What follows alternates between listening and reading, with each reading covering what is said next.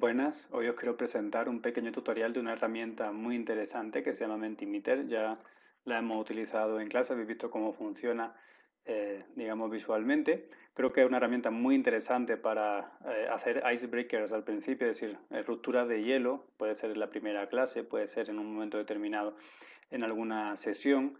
También para, por ejemplo, crear una lluvia de ideas que nos permita empezar a conceptualizar un elemento o a pensar una actividad. Y finalmente también para la retroalimentación. Sobre todo esas son las cuestiones para las cuales yo uso Mentimeter, aunque en realidad lo podemos utilizar para muchas más cosas. La versión gratuita es verdad que en esta aplicación es un poco limitada. Si os fijáis, tenemos tamaño de audiencia ilimitado, contenido de diapositivas ilimitadas, pero únicamente podemos tener 2 preguntas por cada presentación o 5, digamos, cuestiones de pregunta y respuesta o quiz por presentación, ¿no? Esa es la verdadera gran limitación que tenemos con respecto a lo gratuito. Entonces, yo básicamente la utilizo solo con 2 preguntas, generalmente, porque las questions son realmente lo que me interesa, y luego, pues, si es necesario, voy creando más presentaciones diferentes, ¿no? Entonces, eso lo tenemos que tener muy en cuenta. Yo voy a crear una presentación de cero para que veáis cómo funcionaría, para que, bueno, veáis cuáles son las potencialidades y cómo son los usos que podríais darle vosotros y vosotras en clase. Si os fijáis, aquí tenemos las questions, ¿no? Es decir, de todas estas, únicamente podríamos utilizar 2 por presentación y de estas podríamos utilizar 5. Es cierto que podríamos hacerlo como presentación, pero bueno, yo creo que hay herramientas mucho más profundas y más interesantes para poder utilizarla. Entonces, en ese sentido, como presentación, bueno, se puede hacer, pero yo no lo he usado nunca ni creo que sea tan recomendable como las otras opciones. Si os fijáis, bueno, a mí me gusta mucho la nube de palabras porque conforme el alumnado va escribiendo, pues evidentemente la palabra se va haciendo más grande y eso nos permite pues, ver cuáles son los intereses, cuáles son, por ejemplo, dentro de la lluvia de ideas los conceptos que más se repiten o, en el caso de la retroalimentación, en qué nos podríamos enfocar, ¿no? Entonces debemos crear una pregunta. Podría ser también de rompehielos, ¿no? Imaginaos que estamos en clase de filosofía, entonces podría poner indica un filósofo que conozcas. Yo siempre escribo, ¿no? Hazlo sin falta de ortografía, porque evidentemente si tienen falta de ortografía, pues la nube no va a funcionar bien. Va a haber diferencias, o sea, imagino que quieren escribir Nietzsche, ¿no? Y uno lo escribe bien, otro lo escribe mal, entonces aparecería diferenciado, que no es la idea. Vosotros ya habéis visto cómo funciona, entonces no le vamos a dar más vuelta. Aquí podemos poner, si queremos que sea solo uno, por ejemplo, para que solo puedan indicar a un filósofo, o 2, o 3, o los que queramos, ¿no?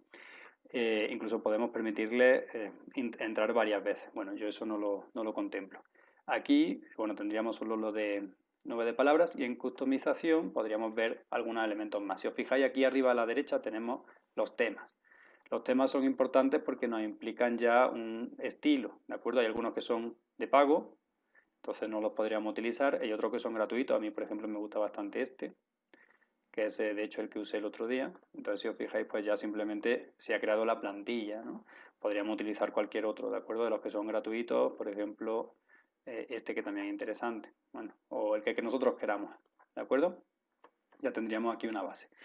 Luego, ¿qué más podemos hacer? Podríamos ocultar los resultados. Recordad que yo los tenía ocultos el otro día para que, bueno, cuando yo quiera se aparezcan, ¿de acuerdo? Y no estén todo el tiempo. Podríamos customizar los colores, en fin, algunas cuestiones que, bueno, son ya relativamente secundarias, ¿de acuerdo? Lo interesante es, en este caso, el contenido y la customización. Si os fijáis, ya automáticamente me sale arriba, ¿no? Que deben ir a menti.com, que deben incluir ese código para poder acceder. Entonces, en realidad, como veis, está bastante sencillo, ¿no? Ok. Básicamente serían esos los puntos fundamentales, ¿no? Para poder desarrollar nuestra pregunta en este caso, ¿no? Cuando hemos terminado con esta primera pregunta, pues podríamos añadir una segunda. Como veis, tenemos barras que van indicando también conforme van votando. Imaginaos que queremos hacer una votación con respecto a la aplicación que me habéis utilizado, de las 10 que hemos aprendido, ¿no? Yo podría poner las 10 aplicaciones Vamos a probarlo, ¿de acuerdo? Podría poner todas las que yo quisiera, ¿de acuerdo? Entonces, pues podría poner aquí Genial Lee. Y en el siguiente sería Kahoot, etcétera, ¿no? De manera, pues yo ya vería de una manera gráfica también vuestras elecciones. Se puede hacer de esta manera o podríamos hacerlo también con escalas, con ranking. O sea, como veis, el ranking también sería súper interesante para poder hacerlo. Pero básicamente sería lo mismo, pero el que va ganando estaría delante, ¿no? El tema de las escalas podría ser interesante para la retroalimentación, porque en escalas yo podría directamente indicar ciertas preguntas, ¿de acuerdo?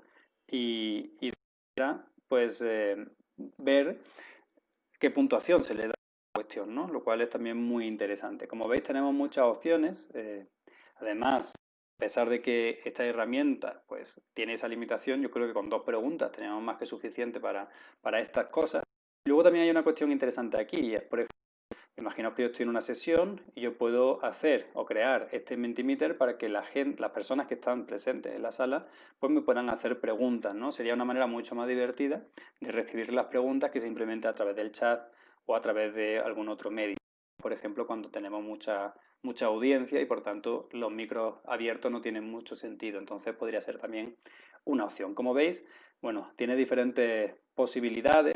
La parte de quiz yo tampoco la contemplo porque para eso prefiero, por ejemplo, utilizar Kahoot o alguna otra herramienta o Quizizz, pero la parte de preguntas, para crear simplemente 2 preguntas, creo que es bastante interesante. Y luego cuando nosotros ya hemos terminado, digamos, la sesión con nuestro alumnado, lo que tendríamos es algo así. Si os fijáis, esta es la del otro día y se guarda, es decir, yo podría ver esta nube, utilizarla, por ejemplo, como retroalimentación de la clase o en alguna otra espacio, ¿de acuerdo? Entonces, os pido que lo reviséis. Yo, por ejemplo, aquí tengo una de mi clase de filosofía, de Ser y Cosmos. Entonces, pues a mí también me sirve mucho para ver exactamente, pues en este caso, la retroalimentación. Y bueno, es algo que también es interesante de guardar porque al final están dando sus opiniones, ¿no? Como veis, tienen muchas opciones, muchas potencialidades y espero que os guste y que la podáis utilizar en alguna de vuestras clases. Un saludo.